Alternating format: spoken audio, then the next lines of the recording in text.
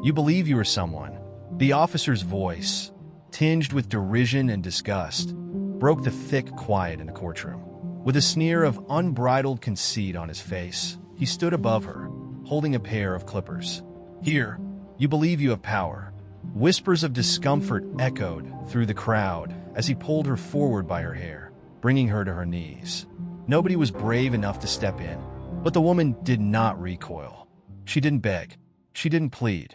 With a silent defiance that only made his hold tighter, she kept her chin up, her face unreadable, and her eyes fixed on his. He shook his head as though the sight of her repulsed him and muttered, "You people. You always act like you run everything here, as if you can just walk in, as if you were on an equal footing. However, I must remind you that I set the rules in my courtroom. Additionally, I believe that criminals are not allowed to carry themselves with pride." The clippers buzzed to life with a single flick of his wrist. It was a deafening sound. It was an intolerable shame. As the first strands of her thick, dark hair dropped to the chilly, harsh floor, a collective gasp reverberated throughout the room. He laughed and slashed the blades ruthlessly across her scalp, saying, "You ought to be thanking me. I'm trying to help you. You will now be seen for who you truly are by the world." Shock paralyzed the courtroom. Some turned away because they could no longer stand the brutality of what they were seeing. Others stared at each other in shock, their hands clutching the wooden benches, their faces displaying unmasked terror. However, nobody made a move. Nobody said anything. Nobody intervened. The woman sat motionless, her dignity exposed for everyone to see, her head stripped bare. Her face, however, remained unwavering. No sobs, no cries, no fervent entreaties for him to stop. Nothing but quiet. A spooky, disturbing quiet. The officer then grasped her chin, making her gaze up at him after the thing was over, after the last hair had been taken from her, after the shame had been etched on her body like a disgrace marker. Now, in a quiet, somewhat contented voice, he said, "You now appear to be who you truly are. A nobody." One heartbeat of quiet. Then she grinned. It wasn't a shattered, forced expression of someone trying to cover up their suffering. No, a genuine grin, a knowing smile, faint and steady. It was the type of smile that caused the atmosphere to change. The type of smile that caused a glimmer of discomfort to cross the officer's face for the first time that day. He anticipated anger. He anticipated being broken. He thought she would be broken. However, she wasn't. She merely grinned. Then she spoke in a cool, collected voice. "Are you done?" The cop blinked. "What?" Her voice was steady as she tilted her head slightly and repeated, "I asked if you're finished. Because I want to return to my courtroom if you are." A chilly silence descended upon the space. His face twitched with confusion. He relaxed his hold on her chin a little. "What are you?" The weight of his humiliating conduct rolled off her like dust in the wind as she slowly stood up and brushed off her clothes. Her own eyes were piercing and unyielding as she met his. She stepped past him and said, "You heard me. You just attacked this court's presiding judge." The color left the officer's face. The audience wasn't the only ones that gasped in response. The guards by the exit tensed up as well. A voice in the rear muttered, "No way." The woman grabbed for the black robe that was thrown over the judge's chair, missing the hair that had formerly framed her authority, but not the power she held. As the weight of truth set in for everyone in that room, she slowly and deliberately pulled it over her shoulders, securing it in place. The officer took a step back and staggered. That's not, his voice trailed off. She turned to confront him, her presence an unbreakable wall of justice itself, no longer only a silent force of defiance. "You wanted everyone to see how inferior I was." Her steady, unflinching voice echoed through the quiet room. "You intended to make me look bad, take away my honor, prove to this courtroom my insignificance." She moved forward slowly. "However, how does that feel now, officer?" He was unable to respond. He was speechless, because she was no longer the object of shame for all the eyes in that room. They had him. He exhaled sharply and briefly, seeking support from anyone. He turned to face the throng and the security guard at the rear. However, nobody did. The guards by the door tensed up. The lawyers on either side looked at each other. The foreman of the jury swallowed hard. After silently recording the happenings, the court clerk gradually looked up from his papers as a thought dawned on him. The doors then opened. A swarm of people in black uniforms rushed in, their motions quick and accurate, their faces unreadable. The cop's breath caught. He retreated one more step. Hold just a minute, wait, but it was too late. The handcuffs clicked. The once dominant officer, whose comments had recently been dripping with conceit, suddenly remained motionless, his fists clenched behind his back. And the final sight he saw, before being hauled from the courtroom, he believed to be under his control. It was her, erect, standing steadfastly. She stood with the silent, unbreakable strength that no man, no blade, and no act of cruelty could ever take away. The entire country was shaken by what transpired next. The events that followed made news. The next events created history. Since justice was going to be done, for the individual who believed he was above the law, it would not be kind. We want to take a moment to state something before we get into today's stirring tale. Plow of Twist opposes racism in all of its manifestations. Because of the color of their skin, no one should ever be degraded, mistreated, or subjected to discrimination. This tale is not only about unfairness. It is also about fortitude, resiliency, and the influence of karma. You, your voice, and your story are important to all of the Black viewers. This platform exists to expose injustice, promote justice, and serve as a reminder that no act of hatred is tolerated. Now, relax, prepare yourself for a story full of justice and twists, and remember to subscribe to Plow of Twist for more compelling stories like this one. Let's get started. The courthouse's hefty wooden doors creaked open to display the formidable, yet magnificent hall where justice was supposed to be administered. A place where the rule of law governed the lives of those who entered. The air inside smelled of newly printed case files and polished wood. Judge Naomi Carter had established her legacy, one of justice, dignity, and unwavering moral conviction, in this very room. As the presiding judge of the New Orleans Superior Court, she was a symbol of everything they never wanted her to be: strong, respected, and untouchable. She had risen through the ranks of a system that was intended to bring her down. Naomi had always understood that not everyone was treated fairly by the legal system. As a young Black girl growing up in a working-class area, she had witnessed it firsthand as she watched her father, a public attorney, represent clients who had no chance against an unjust system. She recalled the endless evenings when he would return home, worn out and dejected, yet unbroken. He had taught her that the law could be both a shield and a sword. She had made the decision to use it, not only for herself, but also for all those who had been ignored, mistreated, and silenced. Through law school, the countless study sessions, and the contemptuous looks from her peers who didn't think she belonged, she had put in more work than anyone else. However, she had merited her position. Some speculated that she was a diversity hire when she was nominated to the court, a political ploy to satisfy the mounting demand for representation. They were blind to the years of commitment, the sacrifices, and the struggle she had endured to establish her worth. She therefore exuded the peaceful assurance of someone who had everything to defend and nothing to prove. Her word was definitive in the courtroom, which was her realm. She had held even the most powerful people accountable, overturned erroneous convictions, and sent criminals away. Naturally, she had encountered opposition from men who disliked being subordinated to a Black woman, cops who disapproved of her decisions, and prosecutors who believed they could intimidate her. She never gave up, though. Not once. Nor did she intend to begin at this time. Officer Bradley Kingston was the type of man who flourished in a fear-based environment. He was a tall man with a square jaw and icy, calculating eyes who had thought he was untouchable for the past 15 years.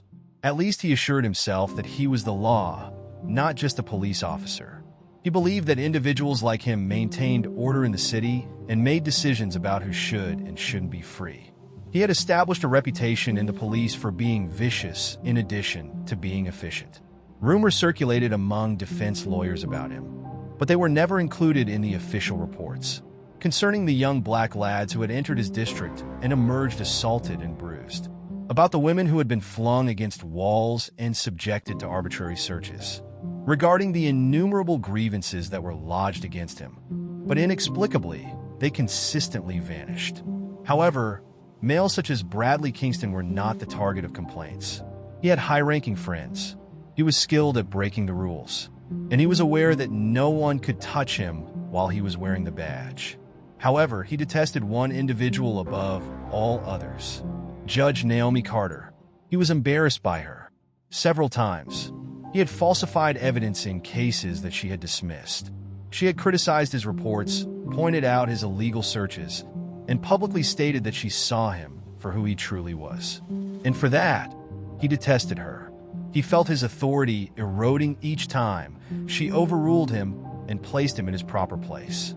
The cases weren't the only thing at stake. It has to do with her values. A woman of color, informing him of his capabilities and limitations. His blood boiled at the concept alone. Day after day, he had observed her standing behind that bench, rendering decisions as though she had the authority to determine who was right and who was wrong. He had desired to shatter her, to remind her of the true authority in that structure. And he had been presented with the ideal chance today. It had been like any other day when Naomi entered the courtroom. She was presented with a regular case, a hearing for a man who was allegedly resisting arrest that had, predictably, been initiated by Officer Kingston. It was all familiar to her. However, something was different today. Kingston stared at her for a bit too long today. He was standing a bit too stiffly. She could sense the weight of something amiss hanging in the air as soon as she entered. Then he moved forward before she could settle into the bench. "You," he murmured, his voice brimming with an unidentified substance. She scowled. "I'm sorry." He raised his voice and narrowed his eyes as he replied. "You think you can walk in here like you own the place? You believe that you can simply turn up and act superior to everyone else." A change occurred in the room. People whirled. There were murmurs. "There was a problem. I have no idea what you're talking about," she answered, maintaining a calm, level voice. He stepped closer and said, "Officer Kingston, if there's a problem, the problem is that people like you don't get to make the rules. You can't just go around here acting like you're superior to everyone else." And then he seized her before she could understand, before she could respond. There were gasps. Like wildfire, shock swept over the courtroom. One of the lawyers, Officer Kingston, yelled. Someone else called and said to let go of her. However, he didn't. His hold on Naomi's hair tightened as he yanked her forward, causing her to gasp.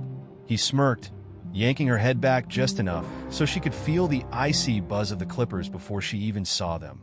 "You want to talk about power?" The courtroom was filled with the cacophony. Out loud, unforgiving. Then she lost the first strand of her hair. Screams were heard. Outrageous cries. Naomi experienced every moment of it. Each ruthless, degrading gesture as her identity and dignity were taken away in front of a room full of people who were too scared to stop him. He was giggling the entire time. With malice in his voice, he continued, "You should thank me. Everyone can now see your true self." The last of the threads dropped to the ground. Quiet, heavy, suffocating. Naomi then raised her head. She gave him a look, directly in the eyes. She also grinned, a tiny, steady, perilous grin, because Officer Kingston had just made the most significant error of his life, something he was unaware of and could not even fathom. Silence in the courtroom carried an intolerable burden. Something deadly and unsaid pervaded the air, something that had taken root as soon as Officer Bradley Kingston had made his move. With her head uncovered and the remains of her hair strewn on the chilly floor, Naomi Carter stood there, the sound of the clippers still echoing in everyone's ears. She kept her hands off her scalp. She made no attempt to hide. The tension between them was electrifying, crackling like a tempest about to explode, and she just stood erect, her eyes fixed on Kingston's. No one had taken action despite the gasps, horror, and fury that permeated the room. Not quite yet. Unsure of whether to step in, the guards at the door had frozen.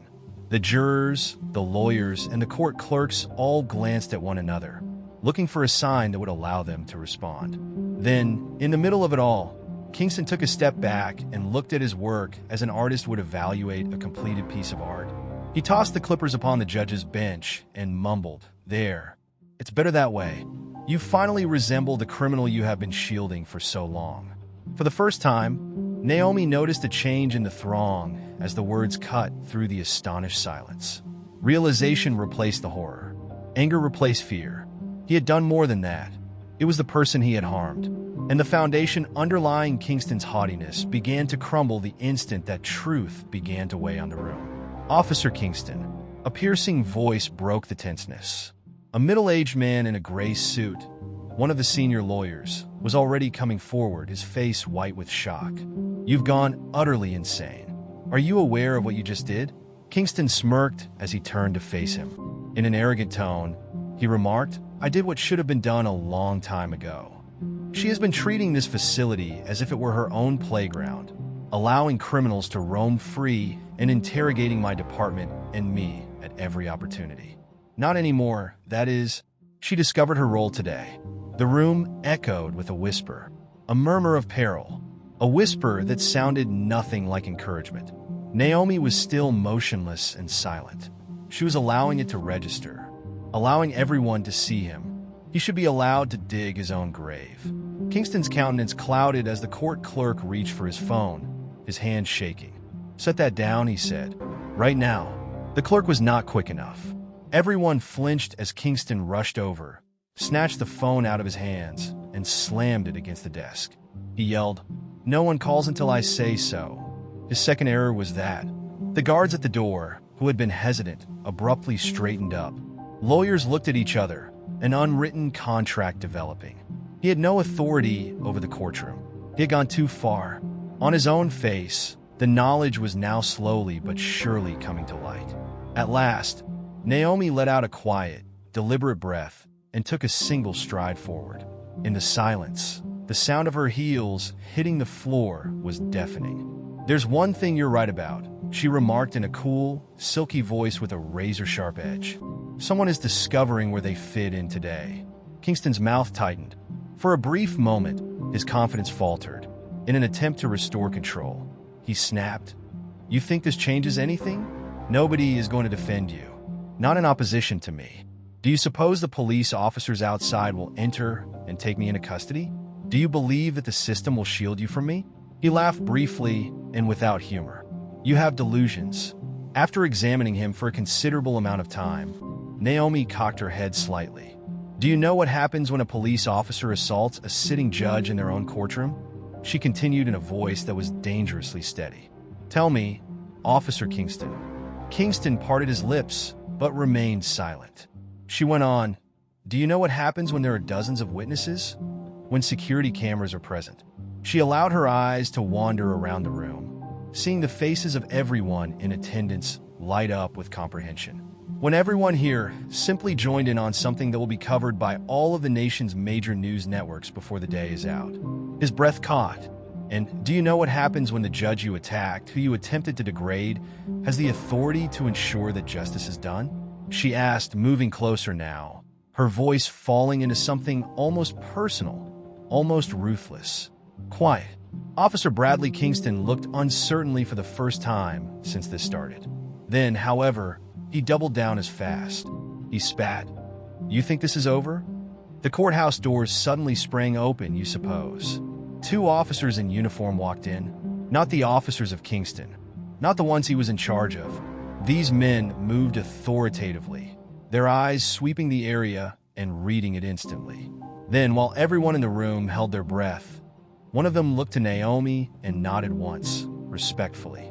"Judge Carter," he said in a clear voice. "Are you okay?" Naomi grinned. Not the gentle grin she used to have. Not the sly one she'd handed Kingston before. This one was unique. It was a sharp one, unforgiving, chilly. "Now I am," she said. With an inscrutable expression, she turned back to Kingston. "You are hereby under arrest, Officer Kingston," she shouted, her voice resonating throughout the room, reverberating off the walls, and resonating deep inside everyone's bones. Addered her. The actual power, though? The kind that didn't originate from a uniform, a badge, or physical force. She was entitled to that power, and he was just now beginning to see the full extent of his error. His badge wasn't the only thing he was losing. He was on the verge of losing everything. What's the worst? He had yet to witness the worst of it. The sound of the handcuffs clamping shut over Officer Bradley Kingston's wrists was cold and mechanical, and it carried more force than a screamed order and more weight than a gavel. It sent a ripple of finality through the air. As his mind frantically searched for an exit that no longer existed, his breath caught and his chest rose and fell in irregular bursts. For the first time in his life, he had no instincts to fight, to resist, to claw his way back into control, despite the fact that every muscle in his body stiffened. The uniform he had worn like armor, the badge fastened on his chest, and the weight of authority that had always surrounded him, like an unbreakable force field, were all irrelevant now. The cops on either side of him were not his guys. They were not the ones who would have rushed to his defense at any cost, and they were not the ones who listened to his voice. He was familiar with their internal affairs, insignias, and clothing. His throat tightened at the mere words. That meant something to him. He was aware of what would happen next. Still, his body clung to the delusion of power and continued to act as though he somehow transcended this. His eyes darted around the courtroom, looking for any recognized faces, any ally, any someone who may come up and prevent this from getting worse, and he gulped hard. However, he saw the same expression of disinterested recognition in every eye he encountered. Some with subtly pleased, some with silent approbation, but none with the terror he had earlier inspired. He had been operating for so long under the unwavering belief that people would always be terrified of him, regardless of what he did. That was his money. His shield was that. Control vanished as soon as fear did. And now he could feel it slipping as his handcuffs weighed down on his skin and his heartbeat thumped in his ears. Now, his voice was smoother, softer, and more frantic than he had attempted to hide but was unable to do so. His voice was a mixture of indignation and desperation as he murmured, "You're making a mistake." He shook his head and forced a quick, harsh laugh, still trying to tell himself that this was all temporary and that it could all be undone. "Do you believe this will last? Do you really believe that I am alone?" He tightened his jaw, talking to himself more than anybody else. He was attempting to re-establish himself in a non-existent reality. Then, however, one of the IA, a tall, black officer with piercing, unblinking eyes, tightened his hold on Kingston's arm. "You had people," the officer clarified, raising his voice to an unintelligible pitch. No more. He wasn't prepared for the force of the words. They were devoid of bluster and conceited rage. It's just the plain, basic truth. And that knowledge became thick and oppressive as it sank into Kingston's chest. He opened his mouth to argue, to push back, to spit out a warning or a threat or something. But Naomi Carter moved forward before he could do so. All this time, she had remained silent. There was no need for her to. She had merely stood there in the center of the storm, allowing every aspect of this moment to play out precisely as it should. She hadn't yelled, screamed, swore, or made allegations. She hadn't demanded revenge. She had been waiting there. That was worse than anything she could have said. Somehow, Kingston felt a strange, uneasy feeling creep under his skin as she walked closer, her heels clicking slowly and deliberately on the floor. "You're afraid," she remarked plainly. Even though his gut wrenched, his pride automatically reared its head as his body tensed, shoulders drawing back. Naomi interrupted, tilting her head slightly, her voice smooth, controlled, definite. "I'm not, you are. For the first time in your life, you're afraid because you're unsure of what will happen next." Her comments were free of venom and the acrid edge of retaliation.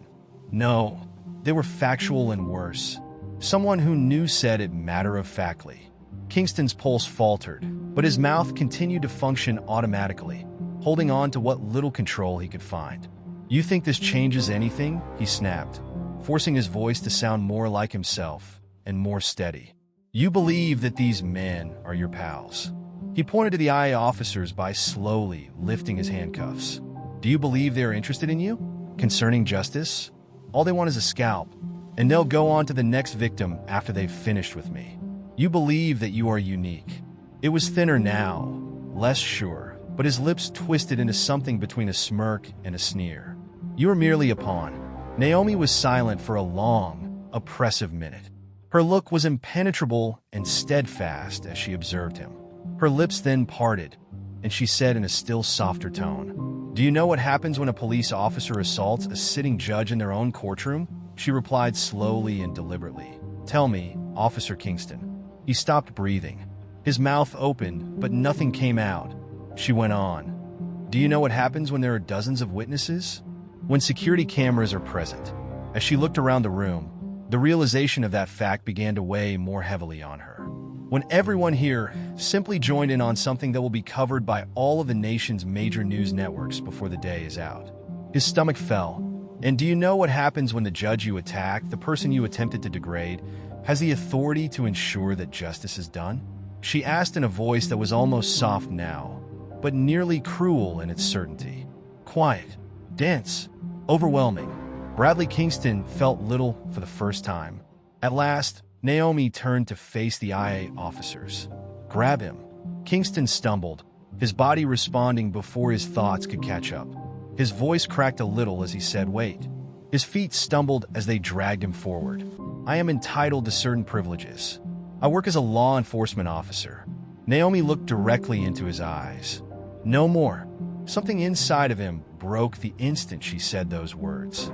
He breathed in harsh, biting gasps. "No. No, no, no." This was not possible. The courtroom's doors sprang open. He spotted them as he was pulled toward the corridor and struck by a blast of chilly air. The reporters, the cameras, the authorities, the men he had referred to as his brothers, his department, and the other policemen, standing motionless, observing, not taking any action, desperate and searching, his head whipped between their faces as his heart hammered against his ribs. Someone was going to put a stop to this. However, they remained still, not that they were making an effort. Panic struck. They allowed this to occur. They were allowing him to tumble. Behind him, the police car's doors slammed shut, cutting off all sound, including voices and camera flashes. His chest rose and fell in panicky bursts, and his breathing was irregular. Though his thoughts was shouting, he was unable to speak. Then he caught a glimpse of her in the distance, via the patrol car's bulletproof glass. Standing on the stairs of the courthouse, observing. Nothing to say, no facial expression, simply observing.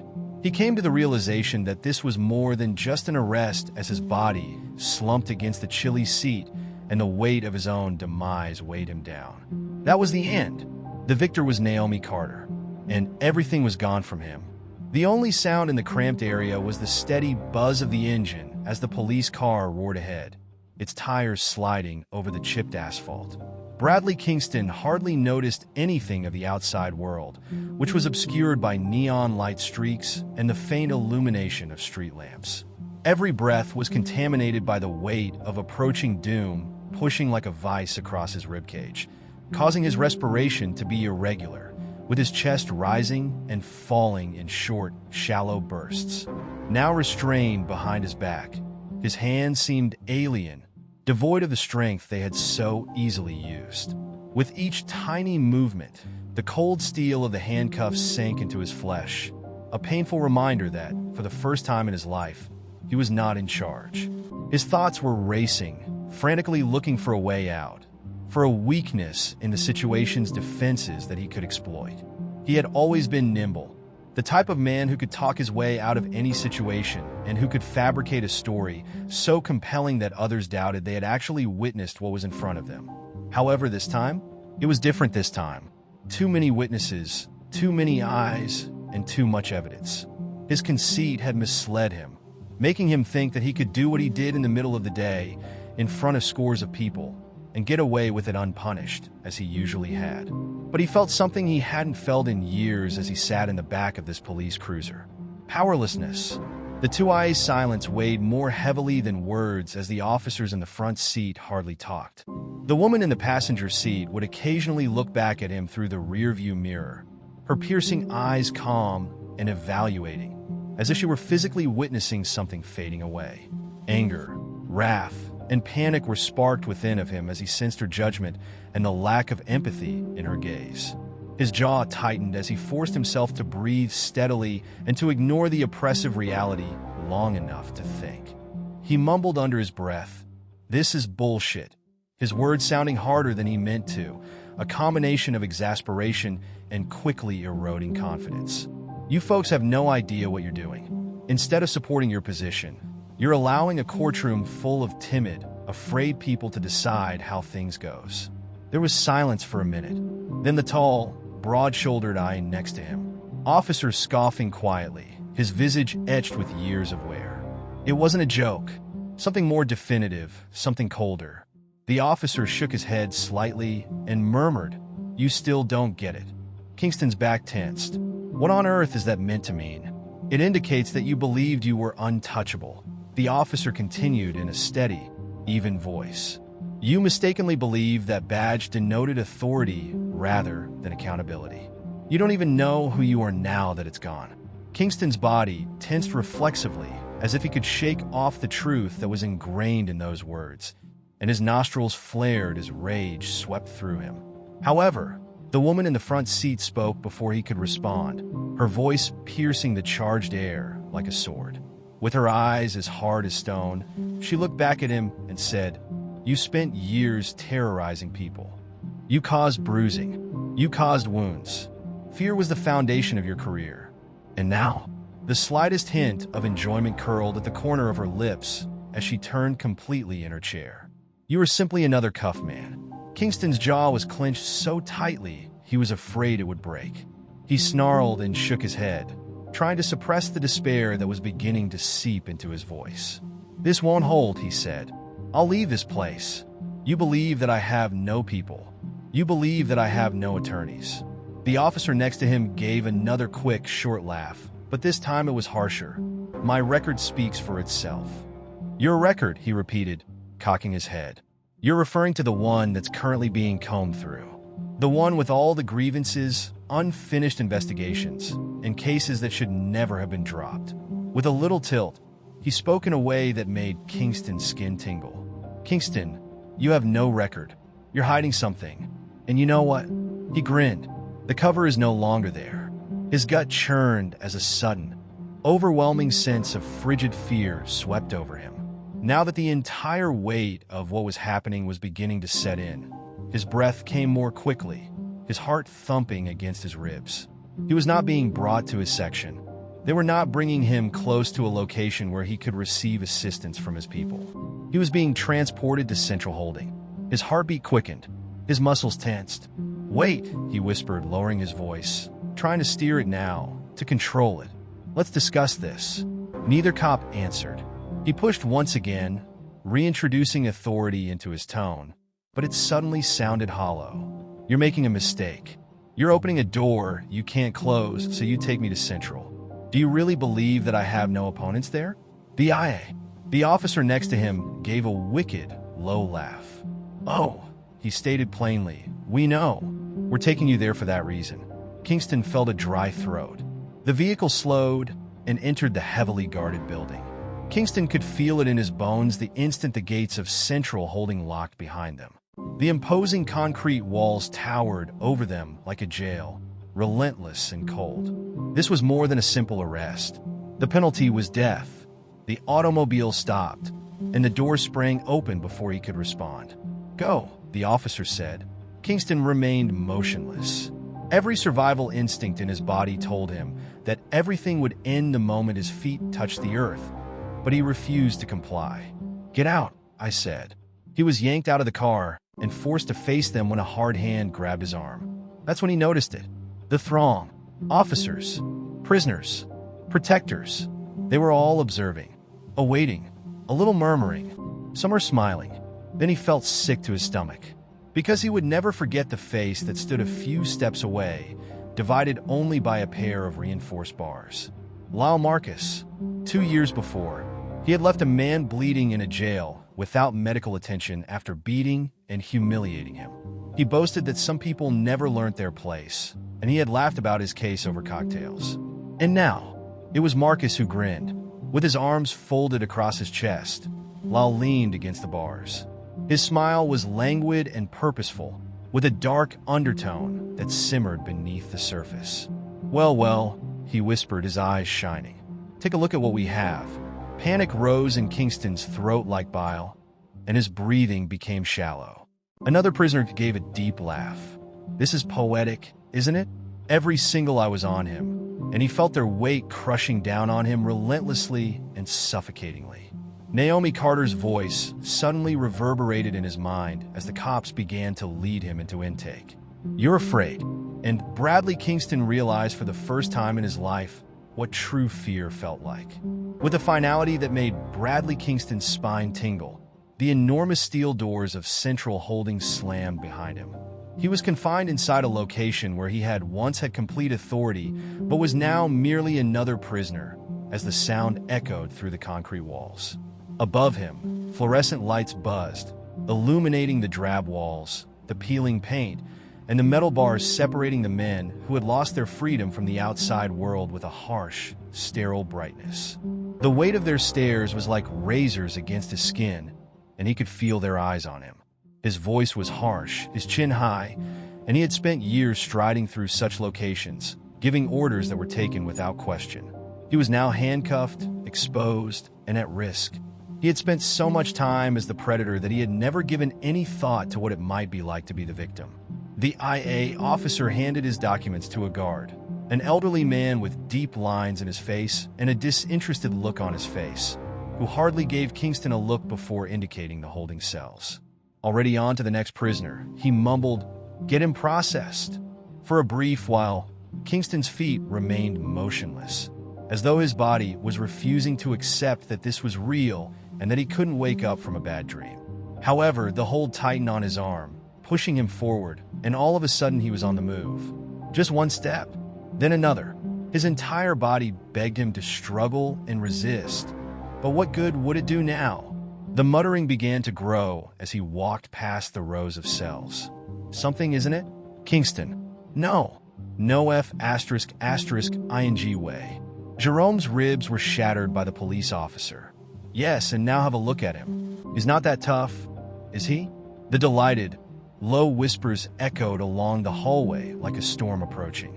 There was an undeniable undertone of revenge in all of them, whether they were loud or whispered. Kingston didn't respond, didn't give them the satisfaction, and continued to look straight ahead. His heartbeat was heavy and oppressive in his throat. These were men he knew. He was familiar with their tales. Some of them were men he had detained, beaten down in alleys, and left bruised in interrogation rooms. Others were names on reports he had made. It was the first time he had ever considered them human. Just figures, instances, criminals. But he finally recognized them for what they were as he stood here, chained like them, forced into the same machine he had been feeding all his life. Worse, they also noticed him. The guard gestured for him to enter the cell as the door cracked open. The man smirked and murmured, "Welcome home," before slamming it behind him. Kingston let out a steady breath, attempting to block out the sensation that the walls were closing in on him and that the air was heavier within. When he turned, Marcus Law was standing in front of him. Lyle's lips curled into a long, languid smirk as he leaned against the wall across from him, arms folded across his chest. Well, he shook his head and drawled. "I must admit that this was not one of the things I had anticipated happening today." Kingston stiffened, but remained silent. He had received training on how to evaluate, defuse, and manage such circumstances. But since he was the one in chains, how could he have any influence over anything? "I take it you don't remember me?" Law went on, stepping slowly closer and pushing off the wall. "You don't, of course. To you, I was just another black man. It was just another issue that needed to be resolved." His face grew serious, the laughter vanishing from his face. "Kingston, you fractured 3 of my ribs, left me without medical care in a jail for 4 days. I nearly passed away." Kingston wanted to protest, to defend himself, to say that he had been doing his job, that whatever had happened had been legitimate, but the words lodged in his throat and rotted before they could even form. Because he had no badge to hide behind for the first time in his life. Lyle's mouth moved up once again, but his eyes were not amused. "And now take a look at yourself. Isn't karma **H? The bitter taste of remorse settled on Kingston's tongue as he swallowed deeply. "Are you afraid?" After a minute, Lal questioned in a mocking tone that was almost compassionate.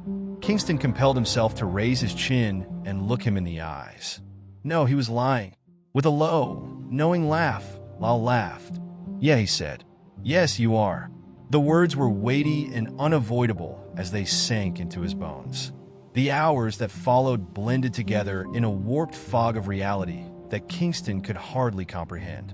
His identification was rebuilt in a system he had previously controlled. His uniform was taken away, and his name was reduced to a number. The officers who booked him hardly gave him a glance, treating him with the same icy disinterest he had previously shown the guys who came through his precinct. He was aware of the irony. The phone call then arrived. His hands trembled as he picked up the receiver. It wasn't until he heard the first ring that he realized it. 1, 2, 3. Then a voice. The automatic system said, "An inmate at Central Holding has called you." A pause occurred. Then there was a click. "Bradley comes last." He felt his stomach tighten. "Carter, Naomi." There was none of the rage he had anticipated in her voice. It was serene and polished. She sounded, if anything, bored. He tightened his hold on the receiver.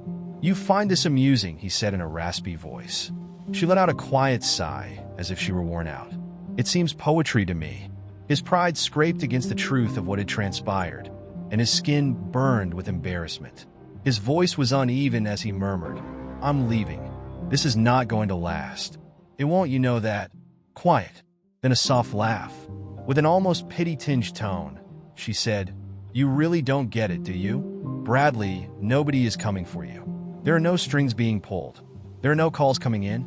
The individuals you believed would keep you safe. They are no longer in existence. You destroyed all of your relationships." His throat constricted. "Tell me," she added, her tone lowering, "how does it feel to be aware that you based your entire existence on fear and power, and now you don't have either?" His heart slammed across his ribs as his fingers curled around the phone, knuckles white. "Don't worry," she said in a tone that was now almost mockingly soft. "There will be plenty of time for you to consider it." Then the line died before he could say another word. It felt like steel to hold the receiver in his palms. Around him, the quiet boomed. He had no control over what came next for the first time in his life. Bradley Kingston's head was haunted by the sound of Naomi Carter's remarks, even after the conversation ended. His mouth clenched till his teeth ached, his grasp on the phone tightening until his knuckles turned white. He remained still. He was unable to. The harsh truth of his predicament was squeezing him, encircling his throat like a noose. All of it was gone, including the control he had taken for granted, the dread he had inspired in others, and the power he had used so effortlessly. And in the calmest, most brutal manner imaginable, Naomi had told the truth. No one was approaching him. No favors are being asked. There are no calls being placed for him. The moment he turned into a burden, the system he had relied on to safeguard men like him had failed him. He has witnessed it occur to other officers who were too careless or who stepped over the line at the wrong moment. He had seen them go, thrown away like trash, their identities wiped from news stories, their careers boiled down to sobering anecdotes. He was now one of them. He was brought back to reality by the sound of a guard's voice. "Come on, Kingston. The processing is finished." He pushed himself to move, even though his body was reluctant to follow, and his legs felt heavier than they should have. He followed the guard down another hallway past rows of cells, the whispers and muttering getting louder as he went. The prisoners were aware. He was already well known. Every man here had a story about him. Some had witnessed it happen to someone else, while others had been brutalized by his hands. And now, he was now among them. Their eyes were crawling over him, taking in the scene of his fall, and he could feel it. Someone said from behind bars, "You ain't so big now, are you, Kingston? Where is the tough guy persona?" Another voice snarled, "I thought you were a badass. You won't be in here for a week, I bet." There was low, evil laughter in the air. Kingston's pulse pounded across his skin as his stomach roiled. When the roles had been switched, he had always liked this part, seeing the panic set in a man's eyes as he realized that he was going to lose everything. He had led men along these same corridors, disregarded their cries, and made fun of their despair. And now was his time. In front of a cell, the guard paused and pointed inside. "You are this." With an unnerving finality, Kingston entered, and the door clanked shut behind him. He let out a breath through his nostrils and turned slowly to look around at the little, claustrophobic room. The worn walls covered in ancient etchings from the guys who had been here before him, the rusty sink, and the thin mattress on the cot. It smelled of time, perspiration, and lost souls. Throughout his career, he had placed people in cages similar to this one. Now he saw why they had struggled so hard to avoid it. The guard seemed bored and replied, "You'll get your uniform in the morning," as though Kingston were just another case that had been filed. Before then, try not to get murdered. A new surge of uneasiness crawled up his spine at the words. Despite swallowing, he remained silent. He was left alone with his thoughts and the background hum of the prison as the guard left. Then a voice. "This is real, isn't it?" Kingston made a quick turn. With his arms crossed and leaned against the cell's opposite wall, Marcus Lyle watched him with a look that was a mix of satisfaction and amusement. When Kingston had initially been tossed in, he had remained silent and had not hurried to harass him like the others did. He had just observed. Lyle's lips twisted into a slow, knowing smirk as Kingston stood there, feeling the full weight of his predicament. Lyle shook his head and pondered, "I bet you never imagined you'd end up here. Not a man like you. Officer Kingston, no." Kingston's mouth clenched. "Don't begin," he whispered. Lyle laughed. "Oh," he said casually, "I'm just having a conversation. You see, I've been contemplating this moment for a while. However, I never would have imagined it would be as sweet." In an attempt to suppress the rage that was building inside of him, Kingston let out a sharp exhale through his nose. He yelled, "I don't need a lecture." Lyle's eyebrow went up. "You don't, I see." He stepped forward, his voice lowered just enough to make Kingston uneasy. "You remember what you did to me?" he remarked in a tone that was almost conversational, but had a hint of threat. "Or did you just throw my name in a file and forget about it?" Kingston remained silent. Lyle laughed. "I had that thought." Between them, the quiet lingered, thick and merciless. Kingston sensed Lyle's gaze on him, examining him as if he were a new animal in a cage. He detested it. He detested his current situation and the fact that he had been stripped of all authority and made to appear nude in front of the exact people he had dedicated his life to destroying. "You're afraid?" Reiterating his original query, Lyle questioned. Kingston took a swallow. "No." Lyle grinned. "Untruthful." Kingston looked him in the eyes, but whatever intimidation he had formerly depended on was gone. He did not frighten Lyle. No more. Lyle moved forward once more, reducing the distance between them. He said, "You ever wonder what it's like?" in a more subdued and perilous tone, occupying the opposite side of that badge, letting a powerful person determine whether you are allowed to breathe free air. Something colder crept into his face, and his sneer waned a bit. "You no longer need to wonder, do you?" Something in Kingston's stomach churned sourly. He understood Lyle's words perfectly. Lyle shook his head and exhaled. "The thing about men like you see, you never believe that you are subject to the rules. You treat breaking people's lives as if it were a sport because you believe that the system will always support you.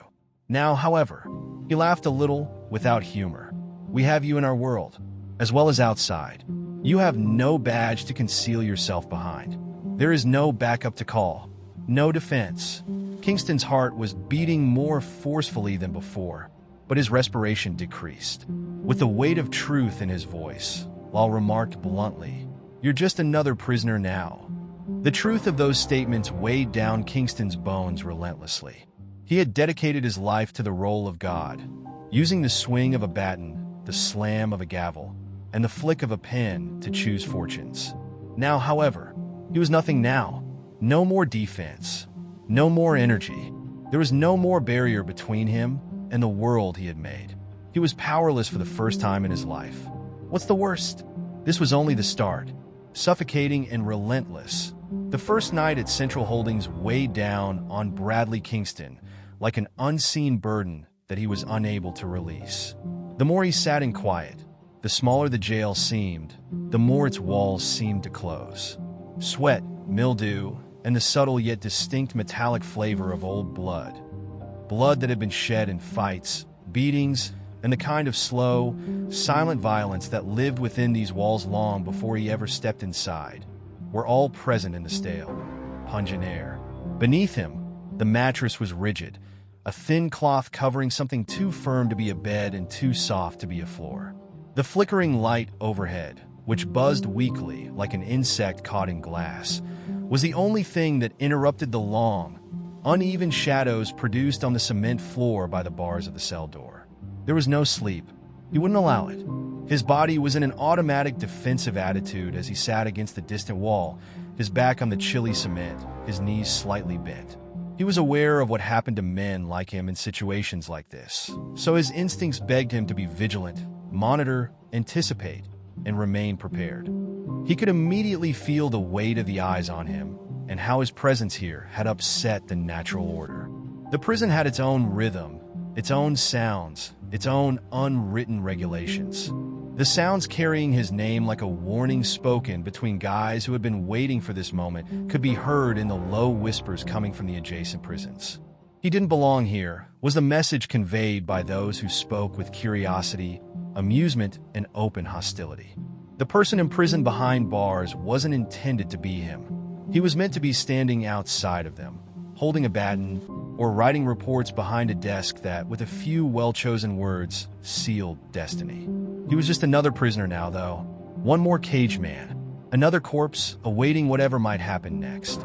Marcus Lyle sat on the lower bunk beside him, arms slackly folded across his knees, his face impassive as he regarded Kingston with a mixture of interest and amusement. When Kingston was tossed inside the cell, he hadn't spoken much, hadn't teased him like the others had, and hadn't hurried forward to punch him or make a spectacular statement. He had just watched. Even after the guards had left and the prison had returned to its nocturnal hum, Kingston had sensed that Lyle's gaze had remained fixed on him. The silence was finally broken by Lyle as the minutes stretched into hours and Kingston felt the weight of reality pressing further into his chest. He replied, "Bet you never thought you'd end up here," in a low, even voice that didn't contain the anger Kingston had anticipated. At first, Kingston remained silent, his eyes focused on a fissure in the cement next to the bars. For years, he had been in charge of talks, deciding who spoke and who remained mute, and dictating how events played out. However, this was no longer his world. His name didn't carry much weight in this precinct. His testimony was insufficient to change the course of events in this courtroom. They lived in this world. He was also on the losing end of it. Lyle shook his head and laughed quietly. "You have something to say," he thought. "That's amusing. Before, you always had a lot to say." Kingston forced his voice into a controlled, steady tone as he exhaled through his nostrils. He said, "What do you want me to say?" Lyle's mouth quirked with laughter. With his elbows resting on his knees and a slight forward lean, he answered, "I don't know. Perhaps begin with an apology." Kingston tightened his jaw. At the notion, at the thought of confessing anything, his pride rebelled. However, a darker aspect of him, the aspect that had been deteriorating ever since those handcuffs had come to a close around his wrists, was aware. He had more excuses than he could keep track of. Nevertheless, the words would not come. Lyle looked at him for a long time, his face unreadable, and then he exhaled. No, he shook his head and mumbled, "You're not yet prepared for that." Something unpleasant curled in Kingston's chest as he raised his eyes. "And what? You believe you have the authority to make that decision?" Lyle's eyes grew piercing, yet his smirk remained. "Didn't you make a lot of decisions for a lot of people?" With a small twist of his head, he inquired, "Who got to walk free and who didn't was up to you? Who got to rot in a place like this and who got to return home? Have you ever paused to consider how it felt? To be the one waiting to hear your fate from a man who didn't even consider you a human being while seated in that chair?" Something twisted in Kingston's stomach as he forced himself to keep his eyes fixed. "Do you believe that you are unique?" Lyle went on, speaking in a calmer, somewhat conversational tone. "Do you believe you are unique? That you're not worthy of this?" Kingston took a deep breath and let it out through clenched teeth. "I didn't say that." Lyle gave a slow nod. "However, you believe it." Between them, there was a thick, oppressive silence. A metal door banged somewhere down the hall. A voice swore. A dark, cruel laugh came from another. Kingston's muscles were still tense and ready, but he didn't look up or recognize the noises. Conversely, Lal stayed calm and unconcerned, as if he'd already adjusted, as if he owned this place. Perhaps that was the most significant distinction between them. Lal has known all his life that he would not be protected by the world. This was the battle he had been born into. Then Kingston, however, he had always thought of himself as untouchable. He was now discovering the truth the hard way. After a while, Lal leaned back against the wall and said, "You look tired. You're not used to that, are you? Unsure of what will happen next. Being unable to make decisions." Kingston shook his head and let out a deep exhale. "What are you looking for from me?" he whispered. Lal gave a shrug. "None," he stated plainly. "It's not about my desires. What you have left is what matters." Kingston scowled. "What on earth is that meant to mean?" Lyle's head cocked slightly. "It indicates that you have believed that power has kept you safe your entire life. You don't have power anymore, though. What do you have left, then?" Kingston didn't want to acknowledge the weight of the question. His entire life had been based on power, dominance, and the capacity to influence events to suit his wishes. But he had nothing now. Nobody. No allies. No defense. The individuals he had previously depended on had abandoned him. He had been swallowed whole and vomited out by the system he had once trusted. What was left for him then? He had no answer for the first time since entering this place, since being pulled through those doors, since the truth of what was happening had become ingrained in his bones. There was a flare of something raw and unsaid beneath Lyle's features, as if he saw it there. And he didn't push any harder. He simply nodded, seemingly reaffirming what he already knew. "Kingston, get some sleep," he mumbled, his tone suddenly softer, less mocking, more decisive. "You will require it." He then turned and repositioned himself on the lower bunk, his body settling into a comfortable position. But Kingston didn't move from his position. "Keep your eyes open. The mind is racing. My heart is racing." For the first time in his life, he was unsure of what would happen next. Inside Central Holding, the days merged into one monotonous stretch that seemed to go on forever. Once the man who set the pace of justice, Bradley Kingston now lived according to the strict, brutal routine of prison. Get up, consume, count yourself in, make it through. He was now confined by the walls that had previously separated him from the convicts he had processed. His voice, his clothing, and the manner he entered a room had all lost their authority. Nobody paid attention. Nobody gave a damn. In a sea of forgotten men, he was just another prisoner, another body. He initially fought against the truth, telling himself that this was only a temporary situation, that his appeal would be granted, and that the system would correct this since men like him weren't supposed to be here. However, days went by with no calls. No attorneys with last-minute flaws showed up. More oppressive than the walls enclosing him, the quiet of the outside world was more deafening than any jail riot. It became evident that he had been left behind. He refused to display weakness for the first 2 weeks, keeping his eyes open and his back to the wall. He ate without talking. He slept in shifts. He stayed out of conflict. However, the very men he had imprisoned were the ones who carried the rumors after him, becoming louder with time. Each prisoner had a tale, a memory, or a reason to despise him. However, nobody took the initiative. Not quite yet. They waited, observing, like predators circling wounded prey, waiting for the ideal opportunity to attack. The first real test arrived. It took place in the yard, where men congregated in silent, unspoken partnerships as the sun pounded on crumbling concrete. Kingston didn't belong to anyone, but he was aware of the rules. Follow your own, keep your head down, and avoid drawing attention to yourself. He was an unprotected man without a side. He was by himself. His path was blocked by a group of prisoners who cornered him close to the fence. Reggie Torres, one of them, came forward and cracked his knuckles. Torres was one of Kingston's cases. He had detained the man years prior, and by the time he was processed, his injuries had hardly healed. "Do you recall me?" Torres inquired in a low, menacing voice. Kingston remained silent. Torres stepped closer, his smile growing. "I recall you. When I was already in handcuffs, you gave me a terrible beating. I pleaded with you to stop laughing. Isn't that funny now? The air crackled with inevitable tension as the other prisoners closed in. Knowing that there would be no way out this time, Kingston braced himself. Then Lyle intervened. Not today, Lyle said, his voice resonating like a warning throughout the gathering. Torres looked at Lyle and scowled. Well, what the devil are you talking about? This man is worthy of every beating he receives. Lyle did not recoil. Yes, perhaps he does, but you deal with it now. And while he's still breathing, you'll be the one rotting in solitude. Let it happen. His karma is already in effect. You don't have to force it. The tension was tremendous throughout the lengthy silence. Torres rolled his shoulders back and clicked his tongue after a beat. He murmured, I guess you got lucky, and moved away. The message was clear. His time was approaching, but the group scattered. With his hands still balled into fists and his heart still pounding, Kingston let out a deep exhale. His guarded visage flickered with confusion as he turned to face Lyle. Why? Kingston inquired in a rough, unsure voice. Lyle's head cocked slightly. He said plainly, You're not worth dying over. Kingston's chest grew heavy as he gulped forcefully. He gave Lyle no thanks. He had no idea how. However, Omething changed after that. He had a distinct perspective. Not only the jail, but also himself. Weeks became months. No one was afraid of him anymore. He had lost his strength. He had lost everything and was only a man. He was compelled to see himself for the first time in that void.